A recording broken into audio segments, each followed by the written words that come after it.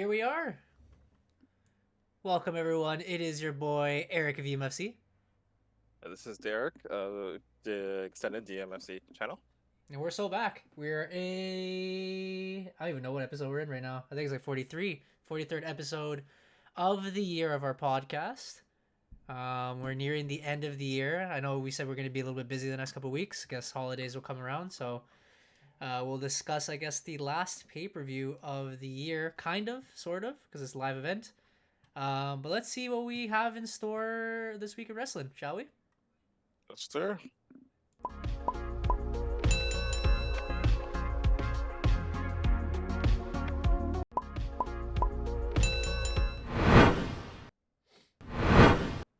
Okay, I did not take that off. My bad.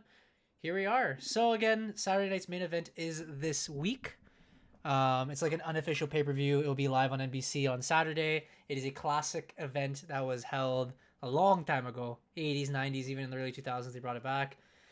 I'm looking forward to it. Apparently, it's gonna be very gimmicky, like kind of compared to like the good old days, like back then in the 80s. That's why the body Jesse Ventura will be there. No fireworks, so no pyro, no front entrance stage. It's just gonna be coming from the crowd. It's gonna be very classic with a little twist surprise. We'll discuss later. But before that, everything was leading to that. Let's start with Friday Night SmackDown. Derek, take All it away. right. Okay. So we had a few. We'll run through this real quick. So, Kevin Owens kicked Michael Cole out of his car. Probably the funniest, best segment I have seen all year. I don't think I saw that. Cody Rhodes fought Carmelo Hayes in the main event, and then afterwards brawled with Kevin Owens at the end of the show. The Street Profits were set to face off against the Motor City Machine Guns for the tag team titles. They were attacked backstage. DIY ended up taking their place. Tommaso Ciampa reminded Johnny Gargano that he has a choice to make. Had the tag team title match. Johnny Gargano turns heel in the Saw climax of the that. match. Low blows Alex Shelley or Chris Sabin in the match while the referee was distracted, and they Oh, Derek disconnected real quick. were able to king mom. Sorry, disconnected for a second. Say it again. Oops. Johnny Gargano and Tommaso Ciampa were able to take advantage and are the new tag team champions. To the shock and awe of the audience. Not me though, because I saw this coming. Of But course, of course. I think it was amazing. DIY. It's great. It's great. Like again, like as I mentioned before, prior to when I was like calling this whole thing, we haven't seen a heel DIY as of yet. Johnny Gargano and Tommaso Ciampa have both been heels within the company, but on separate runs. Now they are working as heels together as a tag team. I think it's great. I think it's a great way to refresh their look because their act was running stale. Very vanilla. And honestly, and yeah, them working as heels, it gives them they're back at the top of the mountain, and it allows to continue the feud with the Motor City Machine Guns, which I think is going to be great. And the Street Profits are also still in the mix as well. Shinsuke Nakamura came out with the United States Championship, got interrupted by LA Knight. LA Knight basically said he wanted a rematch. El Idolo came out and said that he wanted Shinsuke Nakamura, and then the Bloodline came out and beat up everybody except for Shinsuke because Shinsuke is scary. I know he was like So they left him bleeding mist all over, and Yep. I think even from the start of the night, the Bloodline were attacking everybody. Even when they did like the security check, I think they were just destroying literally security. And Apollo Crews, who hasn't been on TV for quite a while, so. Oh, I didn't see that. That's funny. yeah. So pretty funny there. Solo Sikoa basically saying that like the Bloodline is still somewhat to be feared, and that like they're going to be respected, and they're just going to keep on running roughshod. Tiffany Stratton moves on in the United States Championship tournament. She was in a triple threat match with Naomi and I believe it was Electra Lopez. Okay. I think. Tiffany Stratton was the hometown girl. They were in Minnesota. She is from Minnesota. Oh, that's why. Okay. Yeah, so She got the victory. Mhm. Also, Chad Gable. Chad Gable was in the main event with Cody Rhodes. That's who it was. So Chad Gable was there too. Had a little promo off of Cody Rhodes, which set up for the main event. Main thing coming from SmackDown is that they announced that there is now a transfer window between brands, and so there is a possibility that there could be superstars, championships, and call-ups happening over the next few weeks to all the shows, Oh which boy. is bringing in a lot of speculation and a lot of interest from the fans. Mhm. Um, which honestly, that's basically SmackDown. Also, Bianca Belair had a match, and she's still trying to figure out who took out Jade Cargill. Okay. That's what I heard a little bit too about that. There's gonna be a brand switch around. So like Chad Gable is one of them. He's like, I'm one of the prospects that I have now been acquired from SmackDown, which I think is pretty cool. Yeah. Because as they said, they were going to be a little bit more lenient on the Raw and SmackDown because WrestleMania season usually splits it up. On some storylines, I agree, but I feel like the rest should just stay their lane. So I'm glad they finally mentioned, oh, some of these superstars are switching brands now. That's why they're appearing on the different shows instead of saying, we're just breaking the rules because we have a couple stories to write before the main stories happen at WrestleMania, right? So Yeah. good SmackDown, and it's good summary. Honestly, pretty quick summary. Hey, man, I'm all about the quick summaries. We should let you do the summaries from now on. I think we take too long. All right, Monday Night Raw. Monday Night Raw. Monday Night Raw starts off with CM Punk, I believe, starting the show. And was CM Punk starting the show? No. CM Punk got out of the backstage segment. The show started off with, I think it was with Rhea Ripley. Either way, we'll run through it real quickly. Main event: Rhea Ripley, Raquel Gonzalez, anything goes match. Great way to end off the show. There was a banger of a match leading into Io Sky's title match with Liv Morgan. Io Sky was taken out by Liv Morgan earlier on in the night after Dakota Kai had a match against Liv Morgan, in which she had an amazing showing. Dakota Kai ended up getting beat, I believe, because of the Pure Fusion Collection. They interfered in the match, distracted Dakota Kai, which led to a beatdown, which led to Io Sky coming out for the save, but Liv Morgan took advantage of that.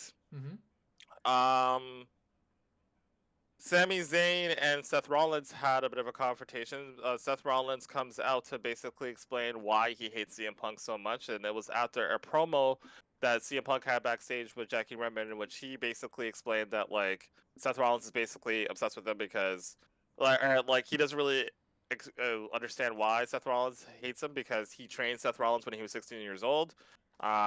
Did it for free. Saw a lot of potential in Seth Rollins, and basically said like, yeah, like, I'm not taking credit for it, but like, like I did help him out, and like now he hates me, and it's just like he's probably just upset because again, like I did everything that he did but better, and he's pretty much jealous of that, and he pretty much ended the interview by saying that like he ran the company while I was gone, but now the starter is back, and he has to go back on the bench.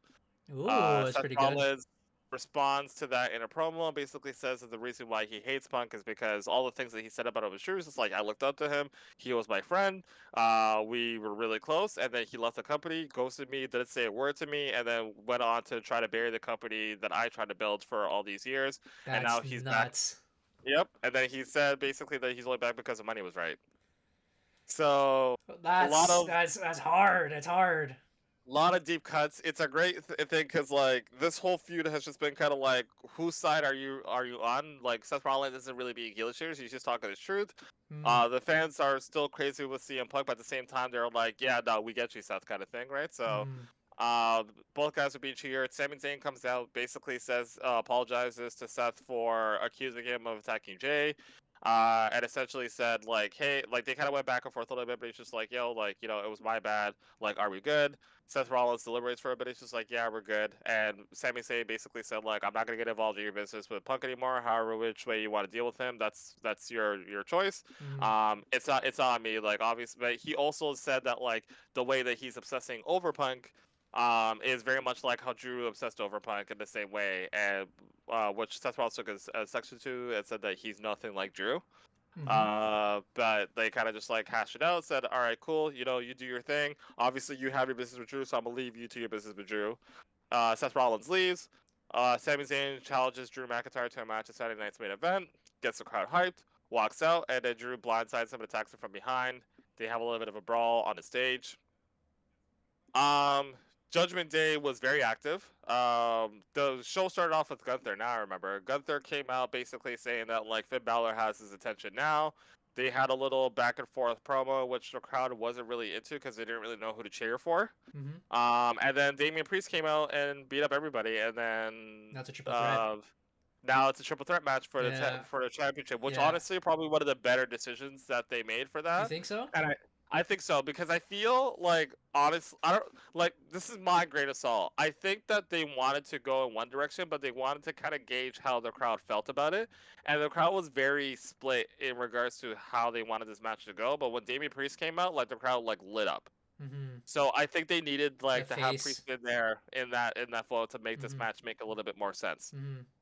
Adam Pearce also announced that Judgment Day, well, more specifically Finn Balor and JD McDonough are defending their tag team titles next week on Raw against the War Raiders, and Judgment Day is banned from ringside. Oh, they're gonna lose those titles. I know Damian Priest is gonna come in. It's gonna be fantastic. I mean, a little change of pace, and then finally Finn can go solo, as we discussed before. Big plans with him going on a solo run, right? And then probably my favorite part of the night, the New Day was basically seen throughout the show, kind of like trying to interact with people backstage, and everyone kind of giving them the cold shoulder for how they treated E, which led towards later on in the night where they were Cody Rhodes was actually backstage talking to Adam Pearce. So he bumps into the New Day, and Cody Rhodes basically tells Xavier, like, we've known each other since we were kids. We went to high school together. Oh, really? And yeah, they're both from Atlanta, so yeah, they both went to high school together. And he's like, you know, you guys should be ashamed of yourselves. And they were just kind of like for what? And they kind of walked out. They got interviewed by Kathy Kelly, in which they were like, nah, like we're gonna talk to people in the ring. They took Stu's camera. Oh yeah. And they were like, we don't care if you're John Cena's friend, give me your camera. And so they took Stu's camera, and they basically Xavier was holding the camera, and they were walking out to the ring from like the backstage towards the ring, and they proceeded to get booed so loudly in the arena. Booed like we're talking Dominic Mysterio heat to the point where they weren't even. Yes, so this is what they need. This is what they wanted. But like the heat was so heavy that they weren't even able to get a word out. They just like dropped the mics and left the ring afterwards. With Kofi with the hardest Majin. The Majin necklace, bro. Necklace, bro. My God. So good. But yeah, the night ended off with Rhea Ripley and Raquel Gonzalez in their Anything Goes match. They ended.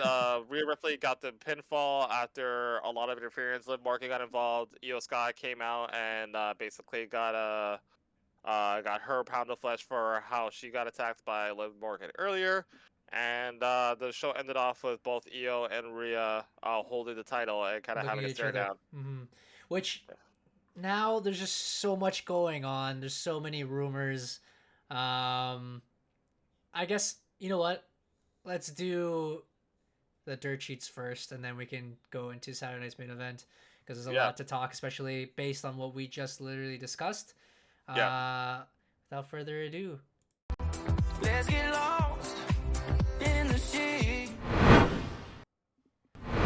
Okay, just going into the sheets a little bit, especially that Matt's not here. He's a little busy with work right now. With what we're discussing with the storylines that they're building, Triple H is swerving a lot of stories, and we, even us, of course, as we always predict and try to expect what's going to happen in the future, are being swerved. There's a lot of changes, and a lot of them are not like bad changes, they're good changes. As you were saying, Triple H kind of like gauges what the audience is thinking and twists it, right? So it's supposed to be Damian versus Finn. They get Gunther involved. Now we assume that was just going to be Finn versus Thing, and Damian will get involved after that match. But they went straight to the triple threat gimmick. So who knows what's going to happen with the world title? It looks like they might rush that storyline a little bit to something else. The storyline with CM Punk and Seth Rollins, there was rumors that the match will be on Monday Night Raw on Netflix. That's in the sheets. Very much in the sheets. How do you feel about that? Well, also, I guess based on reaction in the sheets and people online, and I guess for me itself, it kind of looks like they're going to change the storyline now. So they're going to try to rush CM Punk and Seth Rollins, which will now get involved with Roman Reigns because Roman Reigns owes CM Punk that offer. People thought they might fight at WrestleMania. That'd be pretty cool because at one point they were both on top of each other's brands, like of course AEW, and WWE, where they had the little what's it called, move the needle situation, where who moves the needle in the company. So it'd be kind of cool to see them main event, but I'm thinking it might be leading to another storyline, nice little fatal 4-way maybe. If they get involved with the championship, maybe Seth Rollins. Because here's the other thing in the sheets, as we were mentioning before, a lot of people will be switching brands. Another notable name that will be on Netflix is Roman Reigns. Apparently he's scheduled for a match that night. There's also The Rock, who's supposed to be scheduled there. John Cena's supposed to be scheduled there. So a lot of matches are already being pulled together. A lot of people thought it's probably going to be Kevin Owens and... I'm trying to remember all the names real quick. Sorry. Kevin Owens, Drew McIntyre, Seth Rollins versus Roman Reigns, Cody Rhodes, CM Punk. It might just... Oh, no, sorry. CM Punk's already facing Seth Rollins. I don't know. It might be a mixed tag afterwards because, of course... I don't think they could fit so many big names in one show if they're going to do 2 hours still. Matt is being cracked over there. He wants me to acknowledge him. He loves the sheets. I love you guys. Appreciate it, Matt. Yeah, a lot of storylines are going to change. Other thing, the whole Io Sky and Rhea Ripley, I think people want that. So the other rumored match on Monday Night Raw, of course, in the sheets, is going to be Rhea Ripley versus Liv Morgan for the Women's World Championship, and they're finally going to dust that rivalry there, and then Rhea Ripley's going to win the championship. Io Sky will probably... I don't know if she's going to win Women's Royal Rumble or Elimination Chamber, but she's going to get involved, and they might have a match at WrestleMania, because a lot of people are liking their styles, and it's actually going to be a sick match, honestly. It's going to be legit. So it's something I would want to see. I and a lot of people online are really sick of Liv Morgan already. Not just like Liv Morgan itself, but just like the whole thing that she's doing with Rhea Ripley. As we said, they pulled the storyline way too long now. I get it. They were trying to hold off for WrestleMania, but like that like ruins it, you know? So I think people are just over it.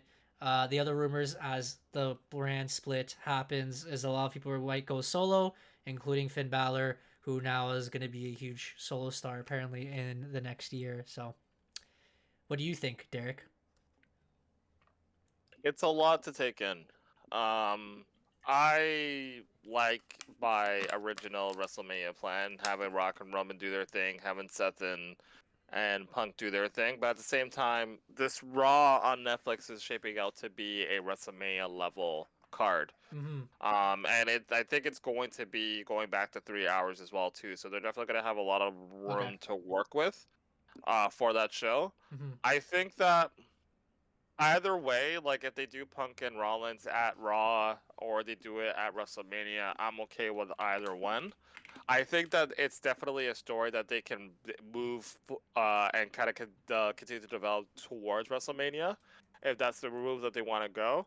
And as we've seen in the sheets before, you know, they're kind of moving in the idea that The Rock might not appear at WrestleMania. And so you kind of have to cover all your bases just in case. And then if you have to pivot, if The Rock is available, then you can pivot it that way. As they did last year. Yeah. So, honestly, like, Netflix's Raw is shaping up to be a really huge night. So I'm excited for it either which way. But I definitely feel that there's gonna be a few changes that, like, I don't think we're gonna be able to anticipate. People are speculating that titles might switch brands. People are speculating that Cody and Gunther might switch brands, which I don't really see. I don't see it either. But I don't think it's good. I think, again, like, for me, Cody has a lot of stories that he could still tell on SmackDown. Roman being one, Randy being another. I think that there's still stuff that he can do on that show, and I just feel like it's just better off to kind of keep it that way. And yeah, there is a lot of fresher stuff that he could do on Monday Night Raw if they do switch it over, but I just feel like, you know, just keep it as is, but we will see what they decide to do and how they kind of move forward with that.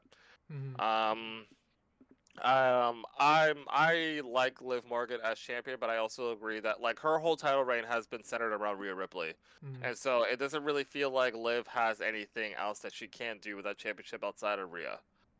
So it kind of makes sense for Rhea to regain it so that they can build towards this story between her and Io, which Io and Rhea have worked together in the past. They always do amazing together in the ring. So that's going to be a really, really great competition when they bring it. And mm. I think it's really cool too, just because like really thinking about where Io was last year, kind of being like the second to Bailey in damage control and kind of taking over damage control herself and kind of seeing how she's developed as a star on the main roster. She's one of the mainstays now. And people love her. Uh, And if she's on my team, of course, earning me bear points. It was a fantastic time. Yeah, so It's good for her though. I mean, yeah, it's good for her. you and me always loved watching her. Of course, in NXT, we saw her live, especially when she Mhm. debuted her Tokyo freaking crack music, Yeah. EDM music, which is great. Yeah, very talented. We've had the vision. I'm glad that even a lot of these wrestlers throughout these storylines, especially under Triple H, have been very elevated. I feel like the Hmm. women are very respectable now. Everyone's legit. Even if we're looking at the Intercontinental Women's or the United States Women's titles, people who would be either teased as jobbers or mid carders and now are being pushed by the fans. A lot of people are cheering for them. So that is just fantastic news all around, right? That EO can just come in all of a sudden and just be another main event player at WrestleMania, opposed to what they originally had planned with Liv Morgan, right? Hmm. All right. So moving forward with the sheets, there's a couple other things. As you said, people will probably be brought up from NXT. They might move them around, especially WrestleMania season. You know, you gotta get those little pops. A big rumor is going to be Trick Williams might actually make the appearance on the main roster. I think he's gonna lose the title. That's a rumor in the sheets. I Hmm. believe yesterday, right? NXT was yesterday. I was just Yes. seeing it before Or uh, we yes. we streamed. Apparently, Obafemi confronted him. Yes. So Obafemi and them were like, "All right, we're gonna find out who truly is like the biggest star on this brand." And I believe Obafemi's gonna go over. It's kind of similar to what Gunther was gonna did before. What Braun Breaker is going to do now. He's gonna take that mid card title, be elevated. They're gonna lose that title. They're gonna go to the main event and then win the championship, and then they're gonna be carrying. Gunther Hmm. did it. Braun Breaker's probably going to do it eventually. Obafemi is going to do it, and I believe that's the last time for Trick Williams. They're going to move him up to the main roster. I think starting a match kind of like with Melo as number one, because you know he talks ish all the time. He says the number one draft pick. When they do like, oh, let's select the number for the Royal Rumble, he's probably going to get number one, and then number two is going to be Trick Williams. It's going to be huge. I look forward to it. And I think Yeah. Pat McAfee's gonna come back for the Royal Rumble match, and he's gonna be doing the little background noises, kind of like Booker T does. Well, he'll be back for the Raw debut as well. So, Mm-hmm. but Oh, another really? name from Oh, NXT. Yeah, so they already confirmed like the for starting Raw, he's gonna be full time with WWE again. So that's he's pretty gonna be cool. back with Michael Cole. Matt likes that in the Uh, chat. Another name from NXT that has been tossed around in the sheets as well is Ethan Page. So Already? Ethan Page, oh yeah, well I mean Ethan Page was to me Ethan Page was already kind of main roster bound, even when he got to NXT.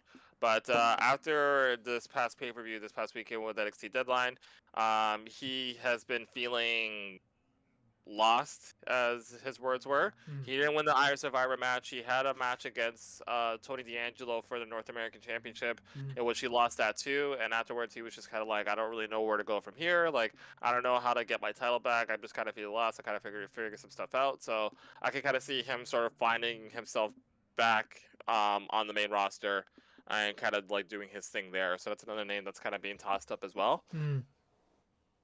But yeah, it's definitely some interesting times.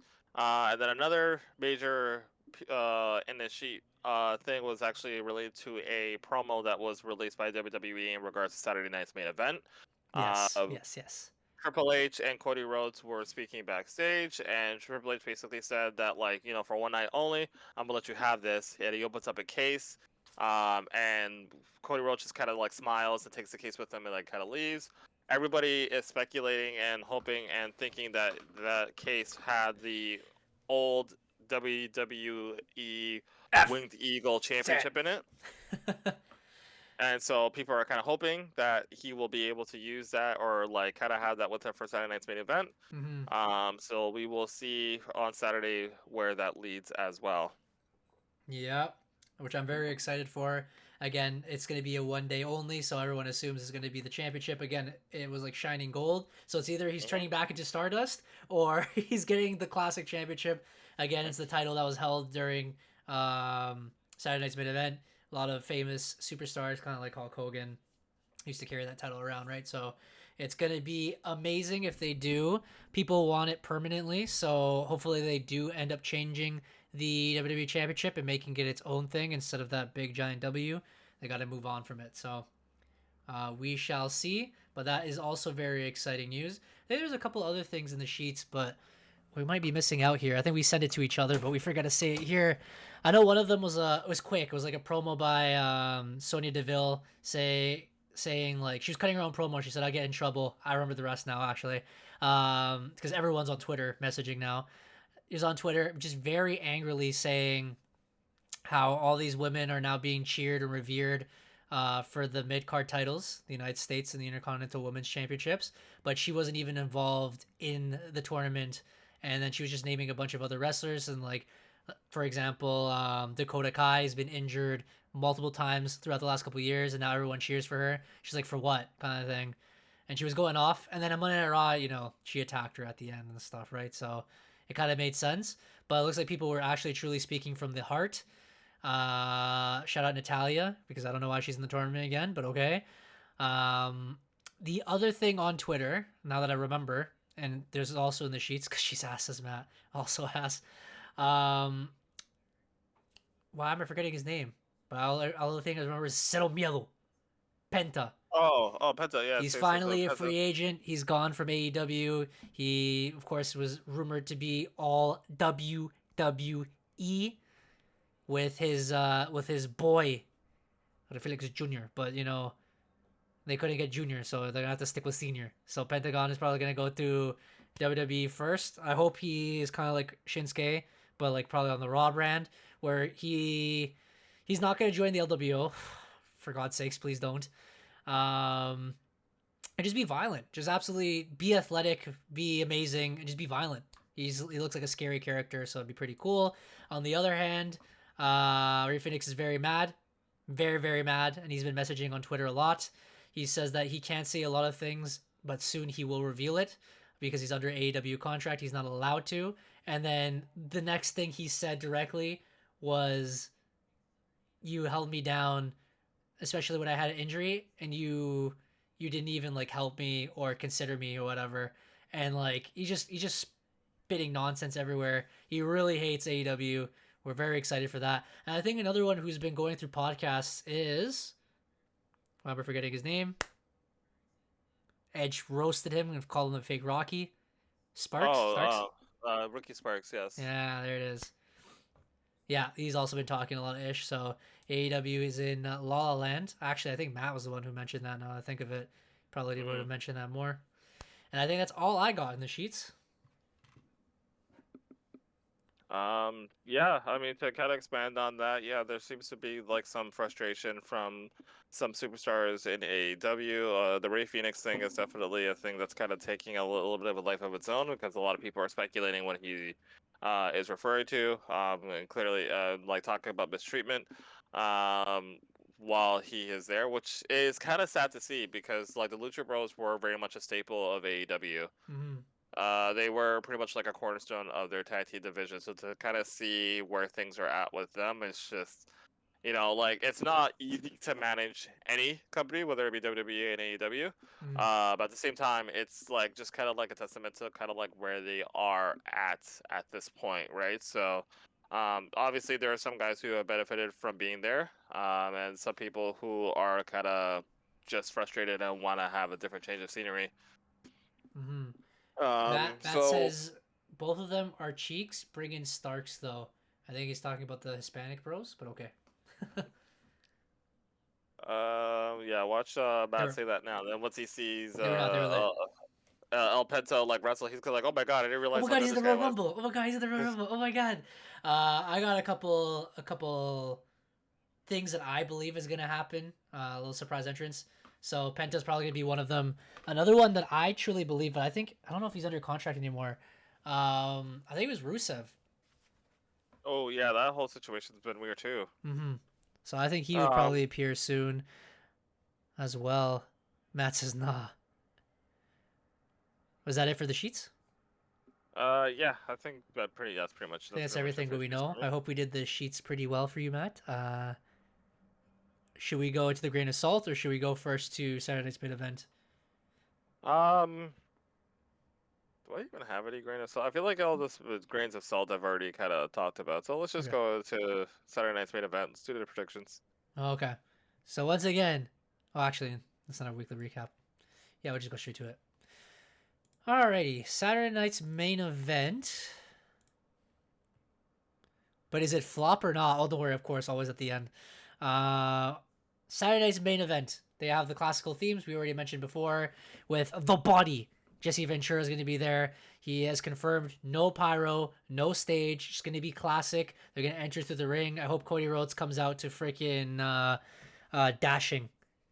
You remember? Wow, here comes Cody Rhodes. You know, all that stuff. That's going to be great. It's a great song, by the way. Yeah, oh yeah. All the songs were back then were bangers. Jim Johnson, legend. Anyways, it's gonna be classic. I can't wait to have the red, blue, and white ropes. Now that we're thinking of it, Derek, you said you'd be busy that day, yeah? Yeah, I have my Christmas party that day. All right, Matt, are you busy that day? We will be there. If not, because we will be there. We'll bring the empanadas this time. Okay, a couple matches are going on in the card. Okay, I'll give us the full preview. What do you think, just in general, about the card? Like, what do you think in the morning? But I should be good at night. Yeah, I think it's gonna be a night thing. It's 8 p.m. It's at finally, 8 p.m. Yeah. because they're in North America. Just want to confirm how many matches there is. Yeah, there's only 4 right now. No, 4 or 5, yeah, I think yeah. just 4. Is it It's a 2 hour 2-hour show. Okay. It's a 2-hour show. Yeah, so Okay, so it's gonna be kind of straight to the point. Yeah, what do you think? I like the card. I like the card. I'm excited for it. I even when they brought back Saturday night's main event in like 2006, I think they brought it back for it was cool. It was really hype. Oh, buddy, it was freaking. It was the first match of the night was Rey Mysterio. So everyone from the SmackDown main event and everyone from the Raw main event fought each other. So it was Rey Mysterio, Kurt Angle, and Randy Orton versus John Cena and Triple H. Fantastic. The Boogeyman was involved. I think JBL had a drinking match with Stone Cold Steve Austin, and JBL he was dumping the beer on him. Yeah, it was a good night. It was the one that Shawn Michaels faced Shane McMahon in a ladder match, or Yes. yeah, something like that, or like a think no holds so, barred yeah. match or something like that. Sick, bro. Sick. I'm excited for something like that. But yeah, the card looks decent. I guess this is what we were expecting. World title matches. They're going to be kind of throwing it like a pay-per-view. I wonder if they're going to do a lot of backstage segments in between. But I guess 4 or 5 matches is not too bad, not too shabby. We'll go through all the matches one by one, and then eventually, we have to make our TikTok. Matt, make sure to do your TikToks today, of course, so I can edit it. Oh wait, tomorrow's Thursday. Yeah, so I can edit tomorrow, probably Friday. In between our Marvel rival streams. Sami Zayn goes 1-on-1 with Drew McIntyre. What do you think, Derek? I think Drew's gonna kill him. Yeah? Yeah. I hope so. Yeah. Drew? Yeah, I think someone had made this mention of this online in regards to how a lot of the storylines, if not all the storylines, are all kind of centered around Roman Reigns. Okay. So Drew's going after Sami Zayn because he sided with Roman Reigns. CM Punk was also involved in Roman Reigns, and Seth Rollins has his beef with Roman Reigns. Cody Rhodes and Kevin Owens were beefing because of Roman Reigns. So there's a lot of just stuff that Roman Reigns is kind of the epicenter of. But someone had kind of brought up this whole thing about how you have 3 people who distinctly do not like or trust Roman, which is Kevin Owens, Drew McIntyre, and Seth Rollins. So whether or not that materializes to something in the future could be interesting. Hmm. But that being said, Drew McIntyre is basically out to take out everybody who's associated with Roman, and it seems like his first stop is going to be Sami Zayn. So I think he's gonna kill Sami Zayn. Okay. You just reminded me of something before we move forward. Because you're saying like the epicenter and just rivalries. The other person would be Karrion Kross. A lot of people have Oh actually been yeah, posting all these heel turns from every single wrestler who turned heel this year. And I think we missed the Monday Night Raw. Didn't he bury Uncle Howdy? Didn't he pin Uncle Howdy or yeah. something like that? He pinned Uncle Howdy in a match because Paul Ellering returned and like threw like white powder in his face, and then like he capitalized on it. It was kind of a weird finish. Mm, And some people are trying to justify it. It's just like, oh, like Karrion Kross didn't beat Uncle Howdy, he beat Bo Dallas. Like there's a difference. It's just like, okay, it's okay, whatever. It's like it's okay. Like they're allowed to lose once in a while, and I think like I like the feud that they're doing, and like Karrion Kross has to win something. Like eventually, I guess. But whatever. Anyways, that was besides the point. Now Sami Zayn goes 1-on-1 with Drew McIntyre. I think it's just kind of like a throwaway match. They're gonna elevate Drew a little bit, so yeah, I think Drew kills Sami as well. Next, we got the World Heavyweight Championship match, which was originally supposed to be Finn versus Gunther. Damian Priest has been involved. As we were saying earlier, it looks like a lot of these storylines are now going to be moved around for WrestleMania. What we expected originally is not going to happen anymore. And it turns out, I think this might be one of the ends of these rivalries. I just think Gunther just finds a way to win. I agree. Finn and Damien are just going to be so distracted with each other, going to be angry with each other, and then Gunther hangs on to the world title. Again, I'm not sure what we're going to do with the title after this. I don't know if Gunther's still carrying it to WrestleMania. But for sure, I think this is going to end that rivalry quickly. That way Gunther can focus on, like, I don't know, CM Punk. And they can start that story. Yeah, I think Gunther's gonna beat them, and then Damian Priest and Finn Balor might have one more match to finish off their rivalry. Mm-hmm. Get it done. All right. So the Women's World Championship, Liv Morgan versus Io Sky. I think we discussed it a little bit earlier, where it looks like it might actually be Io Sky versus Rhea Ripley at WrestleMania. They're heavily teasing it. People want it. They're very talented wrestlers. I would look forward to it. Liv Morgan's a little boring now with the championship. She needs to find her own character again because, as you said, everything is based off of Rhea Ripley. That match is rumored to happen Raw on Netflix, so I believe Liv Morgan retains the title somehow, some way. Raquel's going to be interfering. Probably Rhea Ripley will interfere, cost the title, starting their rivalry for WrestleMania. Yeah, I agree. I think Liv Morgan will retain the title, and we'll probably lose it to Rhea Ripley like later at some point, maybe Raw. But yeah, I think Liv Morgan retains here. Okay. On to... Is that the last one? That's crazy. Roman Yep. Reigns is not even there? No, Lazy. he was originally booked for Saturday Night's main event, but they pulled him. Okay. WWE Championship. Cody Rhodes, Kevin Owens. It was one of the matches in the card, I believe, was Bash in Berlin, where it was like almost like a throwaway match. They're friends. They're fighting each other. No story. It was just random. It felt like an AEW event. Now this actually has meaning. This actually has a rivalry. What do you think's gonna happen? I think it's gonna be a really good match. I think it'll be back and forth. I think Cody Rhodes beats Kevin Owens and finishes off that rivalry, and then maybe Kevin Owens moves on to Sami Zayn. Maybe I'm Okay. kind of hoping that people are kind of speculating that we might get Sami versus Kevin at WrestleMania this year. Hmm. Which could that definitely has the legs to be a thing, but I think this match will be the final match in the rivalry. Maybe Randy Orton returns and like Costco Kevin, but then also turns that night. Who knows? Okay, yeah, I think something big will happen regardless. But Because, yeah, I think Cody Rhodes will win here. yeah, Randy hasn't been seen in TV for a while. He's for sure probably gonna get involved. Yeah, Yeah, that makes sense. Good shout. Yeah, regardless, Cody Rhodes is gonna retain. He's gonna bring that championship, as we said, the Winged Eagle. Now we have to quickly record ourselves with our predictions. Only 4 matches. All right, Matt, remember to record your prediction. Ready? Start recording.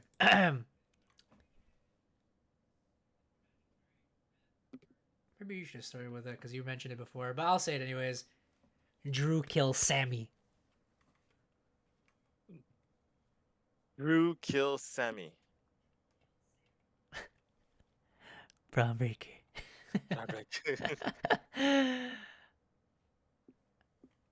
I think Gunther squeezes a win.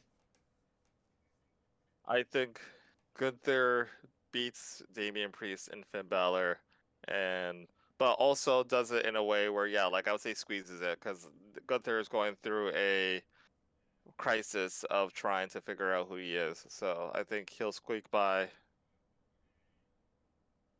Gunther. Gunther. Gunther. The mask like I have a bell end.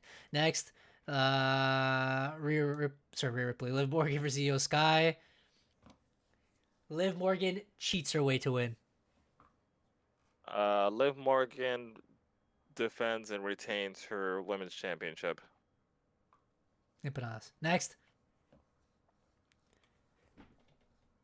Cody wins via returning superstar. Cody beats Kevin Owens, finishes the rivalry, maybe sets up him versus Randy Orton. Or someone else if you smell. That's it. Shit. Already another pay-per-view. Okay, that's it for Saturday night's main event. There is no fantasy this week, guys, because again, we have finished our little storyline for the year. We said the next couple of weeks we'll probably figure out who is going to be in what in their roles, and then we'll start off the fantasy. I think last year we started around Royal Rumble, no? I think we started exactly at the Royal Rumble. We might do the same. Raw with Netflix going on might just change everything around a little bit, so I guess it's probably a good time to start, especially reviewing and stuff. The only things left here is Flop or Not, which was created by Matt last week. We tried it for the first time. And Grain of Salt. I'm not sure if you have any more Grain of Salt. Nah, I got none. All right, so no Grain of Salt. We will be going into the Flop or Not segment.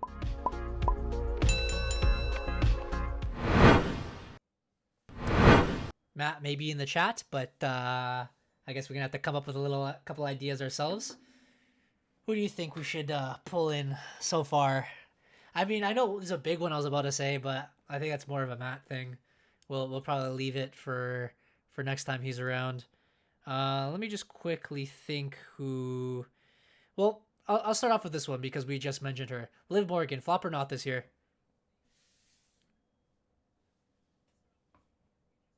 Because if it was like the middle of the year, I'd be like, this is probably the best run she's ever had in her life.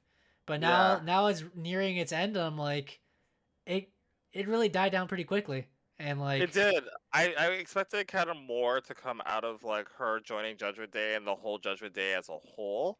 But they're already teasing dissension and it kind of like breaking apart. So it kind of feels like it was kind of pointless. Like it was just done to, put Rhea Ripley and Damian Priest on their own kind of thing, and didn't really do those guys any favors. Like Carlito is still hanging out in the background. I think that it's been doing great for Dominic. I think Dom has been looking great since like this whole thing, and him kind of teasing his like disagreement with Finn Balor is getting a better reaction than I thought it would. So, but in regards to Liv Morgan,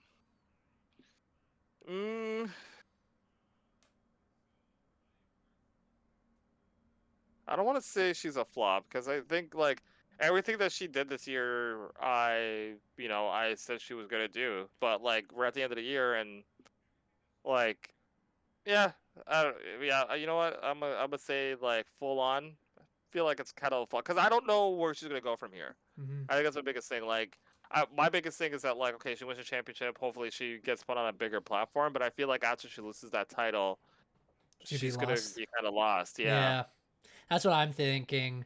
I was going to say not because, again, she won a lot. She did a revenge tour. But since she joined the Judgment Day, instead of elevated Judgment Day as it was originally, it just really declined. I'm still going to say not because she's still women's champion. She's done a lot. She's achieved a lot. She's very cheeky, if you know what I'm saying. But after she loses the title, it's going to be a real testament of her story and her character and what she can go moving forward. If not, she might Yeah. just be brought back into the mix. And I'm not sure how that might work, right? So Hmm. I feel like I had like the same opinion of with Damian Priest too after he lost the championship, but he proved me wrong. So yeah, he did good, pretty live, good. The yeah. frick is that? So Why is live. there a red screen here? Oh my god, it's George. Nah, wrong place, wrong place. That is crazy, bro. That is crazy. Oh my god. What else? What else? What else? Oh, okay. So we're still in flop or not. I was gonna give you another one. I was gonna give you Judgment Day, but you already kind of mentioned it. This new Hmm. Judgment Day has kind of been a flop in general, except for Finn Yeah. and Dom, really. Even Raquel Rodriguez being added, I thought she was strong, but then she got buried on Raw pretty quick. So I was like, Yeah. she's You not. know who else has been a flop for me? American Made. Oh yeah, you're gonna finally admit it, Yeah. eh? Yeah, because I don't know, I was expecting more from them, and every time it seems like they're gonna kind of make the Creed brothers look like really good, they have like one match and then they just fade to the background, and now like Mm. Chad Gable's just sort of like just showing up and losing. So I want them to do more. I want to see more from them, but like there hasn't really been much with them. So I would call them a flop for sure. I think it's because they're just another victim to the 3 hour show turning to 2 hours Yeah. in So there honest hasn't opinion. been. And you know who else I'm gonna call a flop, and I'm gonna say it, and it's gonna hurt me. The Rock, bro. Oh my Yep. god. Because he doesn't show up, eh? Just wait till Saturday's main event. You'll see. Or maybe you won't. I don't think he's gonna show up at Saturday night's main event. I just like for me, I think the Bloodline story. And obviously like anytime Roman Reigns and the Bloodline do their thing, like I'm excited. But I feel like it, like the whole point was for it to lead to Rock versus Roman, and with the uncertainty of where the Rock stands and where he's at this point, like the fact that we might be seeing pivots over the last couple of months like cheeses me because I don't think. Like it's going to be good because they have a lot of talent, but it shouldn't be that way because you started this story, finish the story, and then do your thing. You know what I mean? And again, we assume Roman versus Rock versus Cody is, of course, Rock fantastic. I also think he has the cardio for a long ass match anymore. I feel like he'd get exposed. Like the tag team match they had last year was perfect because like he was still pretty good, but you can see that there was like they had like various camera angles with various fights happening around the arena. So Hmm. there's a lot of time to rest in between, right? Hmm. Um, so we'll see how that goes. Again, I think The Rock will end up wrestling at WrestleMania, but it's gonna be another pivot where they're like, oh, I don't know if I'm gonna show up, and he does show up, or maybe they're just swerving us. He's already gonna be in the plans. They're just trying Yeah. to swerve us, but or maybe not. Maybe he's just not gonna make it. Maybe he's doing the live action Moana and Yeah. Like not want to if spend I time don't with get us. if I don't get Rock versus Roman at this year's WrestleMania, it's a flop as far as I'm concerned. Because I don't think you could extend this longer than that. Like we need to get like some finale with the Ulafala and with Roman and Solo. Like there's no reason why those guys should have been able to fight for that at this point. Like this has been going since SummerSlam. Mm-hmm. It's been 4 months. The War Games match was great. We were able to build up towards that, but like now that's done, like we need to kind of get down to what this is really about and just kind of like do that and then move on from there. Mm-hmm. All right, let's So, see who I had for flop or not. I had one more person for this segment, and I just forgot who it was. Let me see if I remember.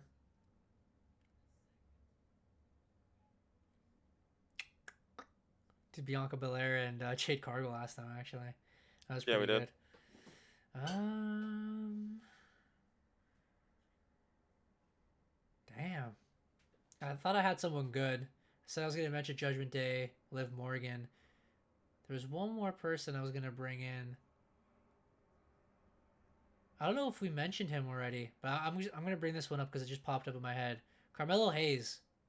Did we mention him? No? We didn't mention him, no. Flop or not? Now joining in the main roster. What do you think? Flop. Yeah? Yep. Honestly? I like Mello. I like Mello a lot, but like they haven't done anything with him. It's like we're even talking about like bringing up Trick Williams to the main roster and kind of do that thing with him. Like I expected Mello to be an established point where it's like like I want to see this match. I don't know if the fans would care to see this confrontation with where Melo is at right now on SmackDown, because he's had great matches. Like his Best of 7 series with Andrade was amazing. Mm-hmm. He's talented. He's But funny. Put the fries in the bag, of course. It's great. yeah, but again, it's like he's always just kind of been there to sort of like elevate other guys and make them look good. Mm-hmm. There hasn't like we haven't had like a major Mellow storyline since he's been called up. Like really think about that. Like his stuff with Andrade was like the only thing that he had, and it was just kind of like, the United well, States we had a title. match, and then it's just like, oh, we had a really good match. Let's do another Let's one. do And it was another just kind of, and then they just kind of kept on doing it from there. But like, I don't like. I want to see Mello on the mic roasting somebody week to week, doing his thing, like having like a full on feud, like LA Knight was having his feuds with people, like Cody Rhodes having his feuds with people, like. We see Melo for 1 week, and I had him on my fantasy, so I could see that. Like, we had Melo for 1 week, and then he was gone for a couple of weeks, and then he showed back up for another week, and then he was gone. Like, he had his match with Cody Rhodes a couple of weeks ago. Hasn't Banger. been seen since. Right? Great match, but, like, he hasn't done anything after Ricochet, that, is right? what you're saying. Well, I mean, Kinda, yeah. I was gonna. And I think... I guess the way you're mentioning it, I don't know. Like, in NXT, he was, like, touted as the next big thing. He was amazing. He is amazing. He's talented. Yeah, and, like, he absolutely. does speak well on the mic. I just feel like he hasn't built his character up. He should have been kind of like Braun Breaker, where he won the United States title, especially from LA Knight. He would have held that title for a while until LA Knight heroically got it back, and then Shinsuke buried him like they did now. But well, yeah, look at where Braun is now, bro. Like the dogs are barking everywhere that he goes. Like he's been on the main roster for a few months, and he's already built a name for himself to the point where people want to see him. Whereas, like, I feel like Melo, he's good, but like when Melo comes out, people aren't like jumping up like, oh, you know what I mean? Like back in NXT when this guy came out, like people were chanting Melo during his entrance. You know what I mean? Like I feel like Melo is just like another guy on the roster right now, and I hate that. And it's hard because there's a lot of really really good guys on the roster, so it's kind of like how do you give this guy enough time to really show that? But I want to see more. I want him to be exposed more. I want him to be involved in matches that don't just start with him just randomly like brushing somebody backstage and be like, put the fries in the bag, and then all of a sudden we have now we got a Melo match. Like I want him to have the week to week backstages with people, and him being featured every week kind of thing, so still a great line. Yeah, I could see the point because like in NXT he was touted as the main man, and now he's more like the rookie with the big mouth, and he's getting like trounced. Yeah, we'll see. We expected him to win Money in the Bank. Actually, I still kind of do. I feel like they shouldn't, because with Austin Theory, you're supposed to be touted as one of the next like big things. Ever since John Cena buried him, not really, but like. Really, like when he fought John Cena, like it ruined his career. So that's the Cena curse, though. That's what happens when people typically work with Cena. Like once you face him and you may beat him or you may lose to him, where do you go from there? Kind of thing, right? Like how do you take? And the same thing happened with Solo. Like how do you take a win from beating Cena and use that to elevate yourself to become like that guy, right? And it's hard, right? It's hard to be able to work with the best of the best or the top guy, and coming out of that it's like, well, I face the top guy, like where do I go from here kind of thing. And I feel like it's only been executed well. It's like when Brock Lesnar faced Cena, like he was like the guy who beat the Undertaker, beat the streak, and then he killed Cena in like five minutes, and then he proceeded to have a dominant year. Right? Solo beat Cena and then proceeded to lose every match up until like he formed his new bloodline. and build the character himself. Yeah, and I think part of it too is just kind of like, how do you build a character for yourself that people can kind of get behind, where they could be like, oh, I hate this guy or I like this guy, or what is this guy all about, kind of thing, right? So, and it's hard to be able to find that, but it's like I think the biggest thing is like once you start to show yourself to a point where people believe the stuff that you're saying and believe that you are what you say you are, that's when people start to kind of get behind you. And I like Solo is he's like, I don't want to say he's there, but he's absolutely getting there now. Like the stuff that he's been doing with the bloodline, I think has elevated him to a point where like I want to see him. You know what I mean? Mm. Like he's getting crowd reactions, and whether or not he's being thrown out as being like, "Oh, you're the fake tribal chief," that's still something, right? That's still something. That's still something that gets people out of their Enraged. seats, right? To say something, you know what I Mm. mean? And like with Austin Theory, like, and even with Melo, like they don't really have anything to say about him except for like, oh yeah, he has good matches, right? And Mm. Andrade's the same way, right? Like Andrade has good matches. Like, what else is there about Flop. Andrade? Mega flop. You know, so Mm. it's hard. It's not obviously like, this is us like talking from like a fan perspective, but like being able to find that character, to find that person that works. Once you find it, it's like gold, but like, getting there is like the hardest thing to do, right? And being able to maintain it is like one of the hardest things to do, right? So the New Day had that same situation for like, they were the New Day and they were super over and they were great, and then they got stagnant, so they need to find something to get people to talk about them and to mention them. And now these guys are all over my timeline, which has not been a thing since Ever. Xavier Woods and Paige had their thing. Ah. Right? So, or Kofi Mania. Kofi Mania, I guess, would be another example where people were like very much like lobbying, right? So, Mhm. but yeah, so we will see. But I definitely want to see more from these guys for sure. Mhm. Do you have a flop or not for me? Lyra Valkyria. Oh my god, it's a fantastic choice. She's another one where, as you were mentioning, it's almost like the NXT curse. There's some that like they excel, and there's some of them where like they were like touted as the next big thing, or they're the champions and megastars, and they are. They're very talented, and they have great matches. But then they go to the main roster and they flop like a freaking little fish, like a Magikarp when you throw it out of a Pokeball before it evolves to Gyarados. Flop, flop, flop, flop, flop. That's what they are, bro.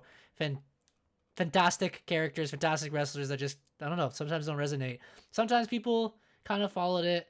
I don't know, maybe depending on how this Intercontinental tournament goes, maybe she might be the first winner. But ever since she joined the Party Girls to fight against the Fusion losers, it went downhill for her career. So she's been a flop so far, for sure. Hmm. She is one person where I don't like talking shit, but I didn't really see the hype with her even when she was in NXT. Mm-hmm. I thought Whoa. like I thought her entrance was cool, Mm-hmm. but like it's like she has a cool entrance. She does like the little like Raven thing, but then I feel like when she gets in the ring, she's really good at what she does. But like her character, I don't know like who she is. Mm-hmm. Right? And I think that's the biggest thing. Like, I had the same criticism for Isla Dawn for a number of years. Because, like, when she first came to WWE and she was like the White Witch and stuff like that, like, it was literally just a name, but like, she was generic as fuck. Mm-hmm. And then when she started doing like the unholy union stuff with Alba Fire and NXT, it was like, oh, now we got something here. Mm. But then that didn't really fully translate on the main roster. And it's like I don't know. I feel like it's weird because it's Hey, like where'd they it's go? like yeah. Now they're just kind of just like hanging about. But like I feel like again like they could do like the weird witchcraft stuff, and I feel like that would work for them. I think Mhm. that would be really cool. Like like you call yourself the witch, like okay, so do witch stuff. So You know what I do mean? witch stuff. Or just be like weird and creepy and just kind of make it a thing. Like, yeah, but yeah. So, but yeah, for me, Lyra, I just feel like she's just another woman on the roster. People do like the little woo thing to her entrance, which is kind of cool. But yeah, I just don't know who Lyra Valkyria is. Mm-hmm. So I want to know who she is. So I want her to figure that out. And we'll see at the end of the tournament. Speak about end, I guess again we were just gonna do a little short stream today. We're a little occupied, of course. We got a little summary going. We will be posting our predictions again. Matt will hopefully finish his soon. And we'll post it on the socials. Till then, I guess we're kind of done. We'll review next week. And the week after is Christmas. Everyone can enjoy Christmas, New Year's. We'll take a little break from there. We'll be back in the new year. Till then, I hope the Saturday night's main event's going to be nice. We'll review it next week. Been your boy Eric from UFC. This is Derek from the EMFC. And the next time you'll see us, we'll be playing the Rivals, if you know what I'm saying, because Marvel's taking over. Peace. Take it easy.